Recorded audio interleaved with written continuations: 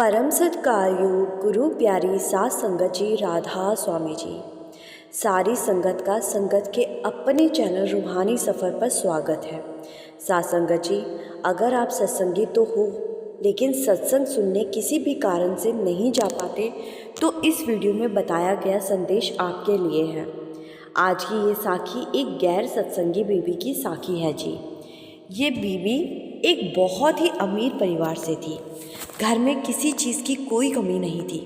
इसके पति का बहुत बड़ा व्यापार था और इस बीवी के 2 बच्चे थे।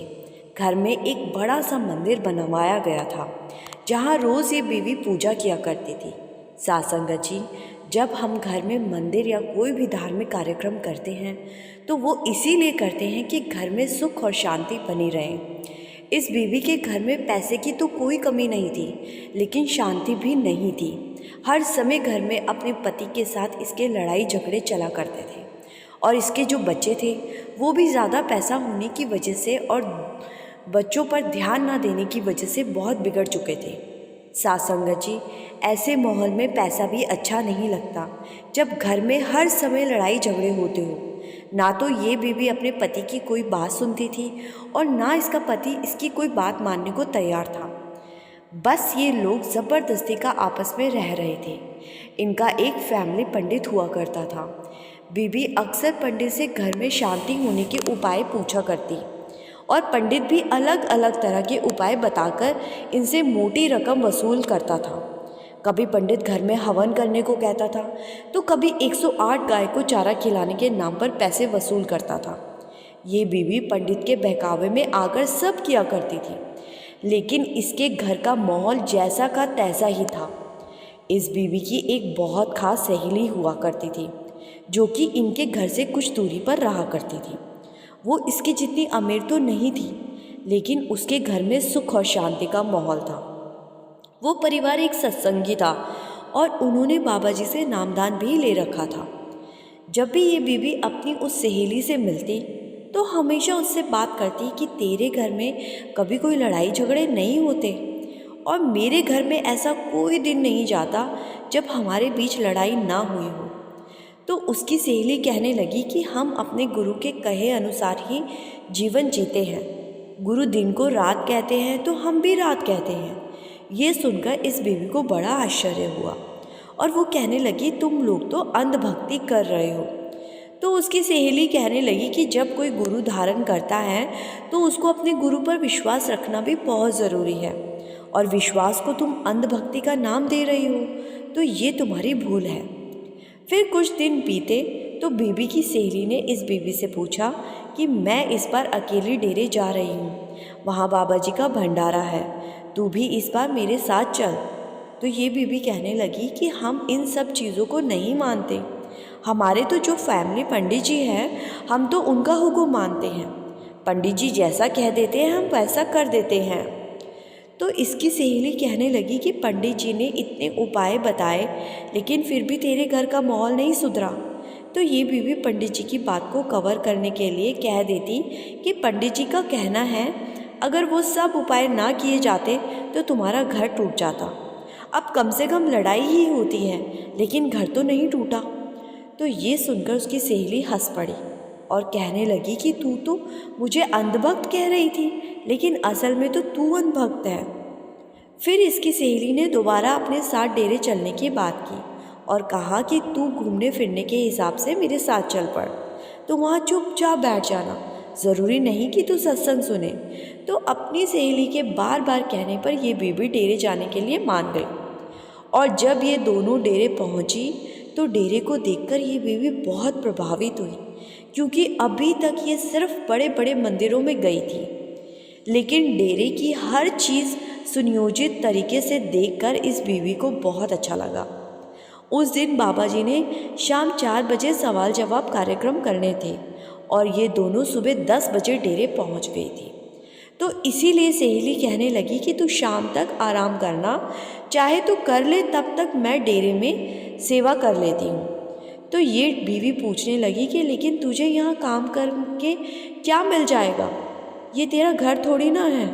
तो उसकी सहेली मुस्कुरा पड़ी और कहने लगी कि ये मेरा मायका है, ये सुनकर बीवी बड़ी ही हैरान हुई और दूर बैठी अपनी सहेली को सेवा करते हुए देखती रही।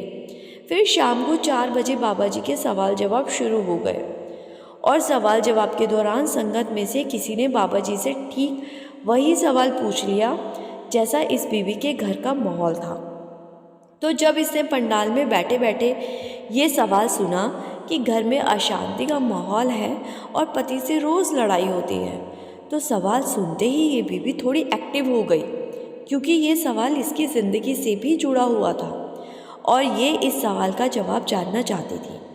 इसको पहले लग रहा था कि बाबा जी पंडित की तरह कोई ना कोई उपाय करने को कहेंगे, लेकिन बाबा जी ने इस सवाल के जवाब में उस सवाल पूछने वाली बीवी को समझाया कि किसी भी घर में लड़ाई होने का सबसे बड़ा कारण होता है ईगो।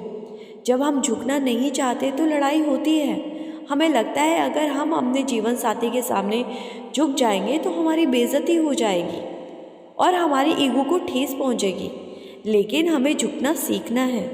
जब हम 2 से 3 बार अपने जीवन साथी की बात मानने लगेंगे तो अगली बार हमारा जीवन साथी भी हमारी बात मानने लगेगा और इसके बाद लड़ाई झगड़े नहीं होंगे। इसीलिए चाहे पति हो या पत्नी, दोनों को झुकना सीखना चाहिए और कभी कोई मनमुटाव हो जाए तो आपस में बैठकर सुलझाना चाहिए। ऐसा नहीं करना चाहिए कि बात करनी ही बंद कर दो।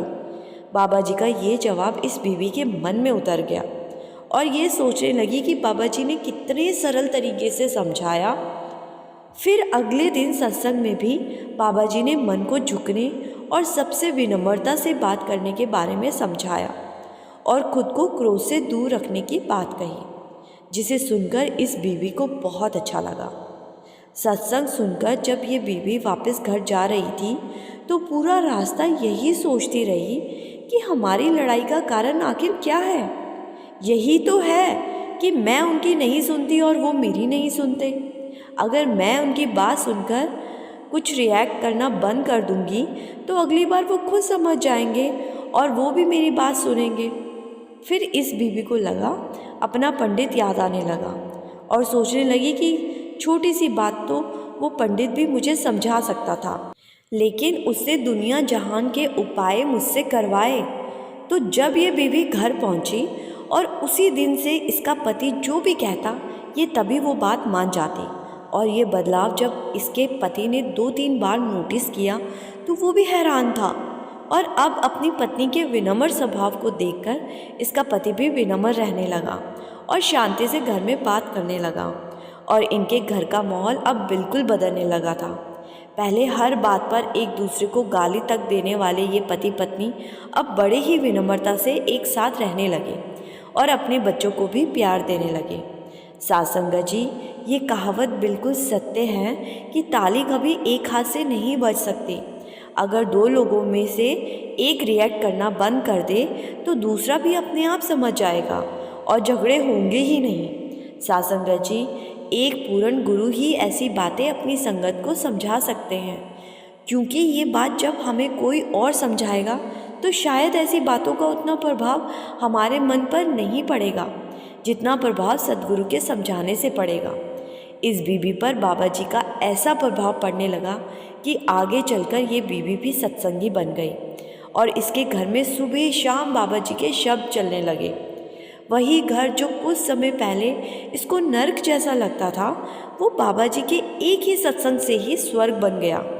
तो ये बीवी सोचने लगी कि जब सिर्फ सत्संग की एक लाइन से मेरी ज़िंदगी बदल गई, तो अगर मैं हमेशा सत्संग पर जाना शुरू कर दूंगी तो क्या होगा। साथ संगत जी, आपसे विनती है जी, कमेंट में राधा स्वामी लिखना मत भूलिए जी और संगत के अपने इस चैनल को सब्सक्राइब कर इस चैनल का हिस्सा ज़रूर बनिए जी। गुरु प्यारी साथ संगत जी, राधा स्वामी जी।